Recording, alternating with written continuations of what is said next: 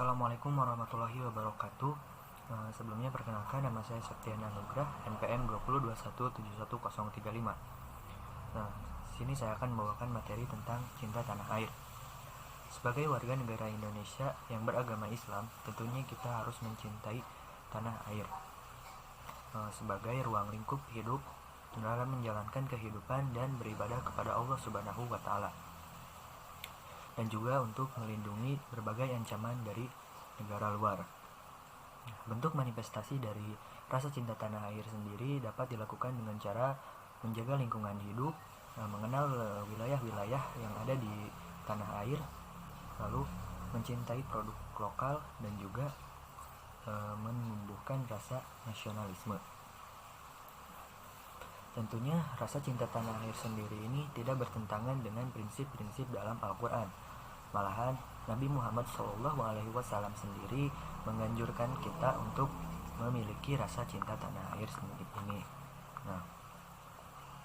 Seperti yang dilakukan atau sempat kita ambil contoh, yaitu pada saat Nabi Muhammad SAW meninggalkan kota Mekah, beliau berkata,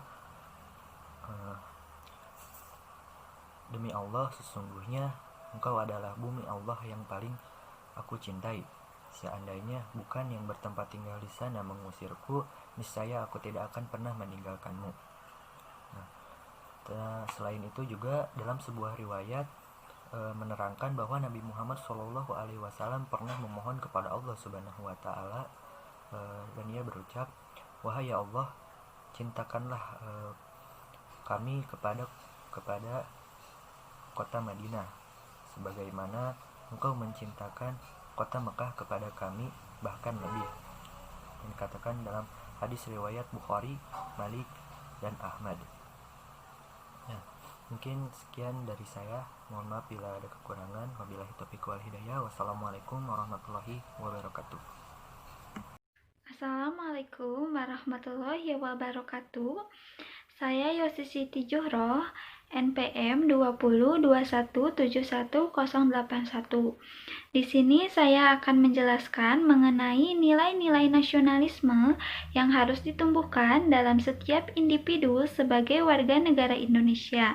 Di antaranya sebagai berikut. Untuk poin pertama ada nilai rela berkorban. Nilai rela berkorban ini merupakan aturan jiwa atau semangat bangsa Indonesia dalam menghadapi tantangan, baik dari dalam maupun tantangan dari luar. Poin kedua ada nilai persatuan dan kesatuan. Nilai persatuan dan kesatuan ini mencakup pengertian disatukannya beraneka corak yang bermacam-macam, seperti suku, bahasa, agama yang menjadi satu kesatuan. Untuk poin ketiga ada nilai harga menghargai. Sebagai bangsa Indonesia yang berbudaya, bangsa Indonesia sejak lama telah menjalin hubungan dengan bangsa lain atas dasar semangat harga menghargai. Untuk poin keempat ada nilai kerjasama. Nilai kerjasama ini merupakan aktivitas bangsa Indonesia dalam kehidupan sehari-hari suka bekerja sama atas dasar semangat kekeluargaan. Untuk poin selanjutnya dan terakhir ada nilai bangga menjadi bangsa Indonesia. Nilai ini sangat diperlukan dalam melestarikan negara Republik Indonesia. Perasaan bangga ini harus tumbuh secara wajar dan jangan dipaksakan. Baik, sebelumnya perkenalkan, nama saya Meira Agustin, NPM terakhir 027. Di sini saya akan menjelaskan tentang bela negara dalam Islam.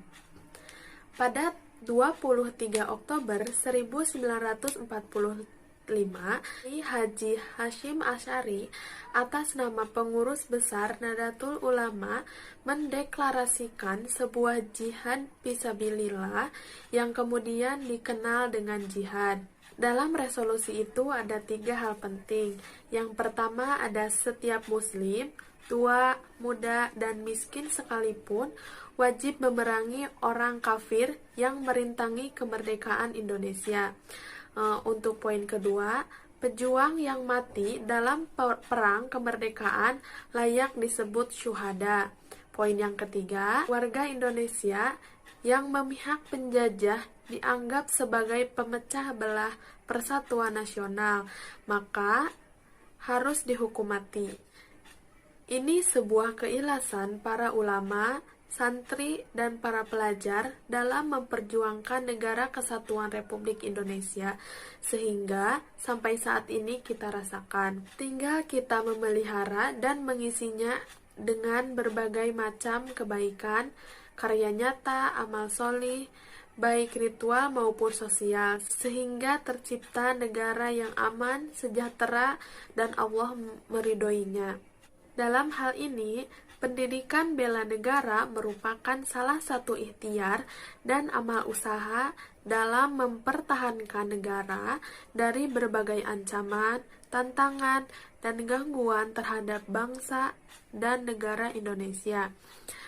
Dalam hukum pendidikan bela negara dijelaskan dalam Undang-Undang tahun 1945 pasal 30 yang berbunyi, tiap-tiap warga negara berhak dan wajib ikut serta dalam usaha pembelaan negara. Assalamualaikum warahmatullahi wabarakatuh. Perkenalkan, nama saya Firman Rahmat dari kelompok 6. Di sini saya akan membahas tentang bela negara dalam pandangan Islam. Sebelum masuk ke arti dari bela negara, kita pecah terlebih dahulu arti dari bela dan arti dari negara itu tersendiri. Bela ialah suatu tindakan menolong ataupun membantu ataupun menjaga ataupun memperbaiki. Sedangkan arti dari negara ialah suatu wilayah yang terdiri dari provinsi, kota, kabupaten, kelurahan, dan desa. Jadi arti bela negara ialah suatu tindakan menolong ataupun menjaga suatu wilayah dari berbagai permasalahan yang mengancam wilayah tersebut. Islam sebagai agama yang rahmatan lil alamin memiliki landasan dalil yang kuat dalam hal bela negara. Di antaranya dalam surat Al-Baqarah ayat 148 yang berbunyi, walikulli wijhatun huwa muwalliha fastabiqul khairat aynama takunu ya'ti bikumullahu jami'a innallaha ala kulli syai'in qadir. Yang artinya, dan bagi tiap-tiap umat ada kiblatnya sendiri yang ia menghadap kepadanya, maka berlomba-lombalah dalam membuat kebaikan di mana saja kamu berada, pasti Allah akan mengumpulkan kamu sekalian pada hari kiamat. Sungguhnya Allah Maha Kuasa atas segala sesuatu. Adapun dalam surat yang lainnya, yaitu terdapat dalam surat An-Nisa ayat 59 yang berbunyi, ya ayyuhalladzina amanu atiullaha wa atiur rasul wa ulil amri minkum. Yang artinya, wahai orang-orang yang beriman, taatilah Allah dan taatilah Rasul dan ulil amri atau pemegang kekuasaan di antara kamu. Adapun hadis riwayat Bukhari yang berbunyi, orang mukmin bagi mukmin yang lainnya bagaikan sebuah bangunan yang bagian-bagiannya saling menguatkan. Dan ada hadis yang lain, yaitu hadis riwayat Abu Daud yang berbunyi, sebaik-baik kalian adalah pembela negaranya selama pembelaannya bukan dosa atau pembelaan negara karena fanatisme buta, apalagi menimbulkan sikap superioritas dan pelecehan. Nabi mengistilahkan hal itu dengan sebutan ashabiyah yang diharamkan. Dari ayat ataupun hadis yang telah saya sampaikan tadi, ditegaskan bahwa melakukan suatu kebaikan ialah suatu yang dianjurkan ataupun diwajibkan. Tadi disebutkan dalam surat Al-Baqarah ayat 148 yang berbunyi, fastabiqul khairat, berlomba-lombalah dalam membuat kebaikan. Ataupun wujud dari kegiatan bela negara, kalau dalam Islam itu pemimpin itu disebut ulil amri. Ulil amri itu sama dengan kalau di Indonesia itu seperti presiden, gubernur, camat, lurah, kepala sekolah, ataupun guru dan sebagainya. Apabila ulil amri itu mengajarkan kepada kebaikan, maka kita harus taat, wajib hukumnya. Apabila ulil amri tersebut mengajarkan kepada kejelekan ataupun kemungkaran, maka kita boleh tidak mentaatinya. Jadi bela negara itu kita harus membela dalam kebaikan.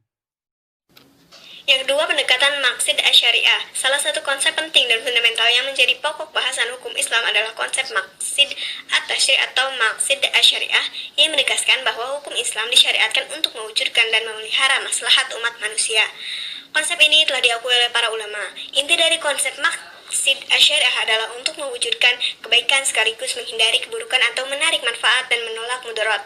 Istilah yang sepadan dengan inti dari maqsid asy-syariah tersebut adalah maslahat, karena penetapan hukum dalam Islam harus bermuara kepada maslahat.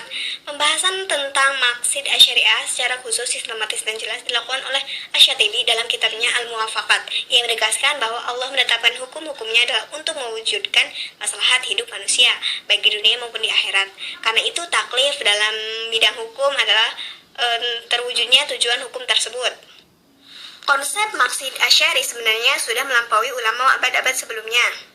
Konsep Asy-Syatibi sudah melingkupi bagian syariah dan bukan hanya aspek yang tidak diatur oleh nas. Sesuai dengan pernyataan Al-Ghazali, Asy-Syatibi merangkum bahwa tujuan Allah menurunkan syariah adalah untuk mewujudkan maslahat. Tujuan tersebut hendak dicapai melalui taklif yang pelaksanaannya tergantung pada pemahaman sumber hukum, yaitu Al-Quran dan hadis. Menurut penelitian Usuluddin, ada 5 unsur pokok yang harus dipelihara dan diwujudkan. Kelima unsur pokok tersebut adalah agama, jiwa, akal, keturunan, dan harta. Seorang mukallaf akan memperoleh kemaslahatan ketika ia dapat memelihara kelima aspek pokok tersebut. Sebaliknya, ia akan merasakan adanya mafsadah atau kerusakan ketika ia tidak dapat memelihara kelima unsur tersebut dengan baik. Guna kepentingan penetapan hukum, kelima unsur di atas dibedakan menjadi 3, yaitu daruriyat, hajiyat, dan tahsiniyat. Pengelompokan ini didasarkan pada tingkat kebutuhan dan skala prioritas. Urutan peringkat ini akan terlihat kepentingannya ketika kemaslahatan yang ada pada masing-masing peringkat satu sama lain bertentangan. Dalam hal ini, peringkat daruriyat menempati urutan pertama, disusun oleh hajiyat, kemudian disusun oleh tahsiniyat. Namun di sisi lain dapat dilihat bahwa peringkat ketiga melengkapi peringkat kedua dan peringkat kedua melengkapi peringkat pertama. Dalam konsep bela negara, konsep bela negara menjaga dan memelihara negara merupakan kebutuhan yang bersifat esensial bagi kehidupan manusia. Kebutuhan yang esensial itu karena apabila negara tidak kondusif akan menyebabkan terganggunya eksistensi agama, jiwa, akal, keturunan, dan harta bagi warga negara. Yang selanjutnya, saya Krisma Warni akan menjelaskan tentang kegiatan bela negara bagi mahasiswa. Yang pertama, bisa membina diri menjadi pribadi yang berakhlak mulia. Yang kedua, senantiasa melaksanakan amanah dari kedua orang tua. Yang ketiga, ikut serta dalam menjaga keamanan lingkungan rumah, kampus, maupun lingkungan masyarakat lainnya. Lalu ikut serta membantu korban bencana alam di dalam negeri, misalnya mengumpulkan sumbangan.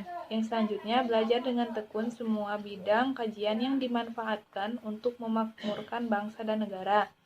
Dan mengikuti kegiatan ekstrakurikuler yang bermanfaat, lalu tidak terpengaruhi lingkungan negatif, serta tidak mengikuti budaya asing yang berpengaruh negatif. Yang selanjutnya ada beberapa jenis ancaman dan gangguan pertahanan dan keamanan negara. Yang pertama ada kenakalan remaja, kedua ada aksi kekerasan yang berbau sara, ketiga ada pelanggaran wilayah negara, keempat adanya gerakan separatis pemisahan diri dengan tujuan membentuk negara baru atau membuat negara baru. Yang kelima merubah ideologi selain ideologi Indonesia, lalu kejahatan dan gangguan lintas negara, serta adanya pengerusakan lingkungan dan memiliki pemahaman dan mengindikasikan sikap intoleran, eksklusif, radikalisme, dan terorisme atau terlibat dalam aktivitasnya. Sekian pemaparan dari kelompok kami. Mohon maaf masih banyak kekurangan dan terima kasih sudah menyimak. Wassalamualaikum warahmatullahi wabarakatuh.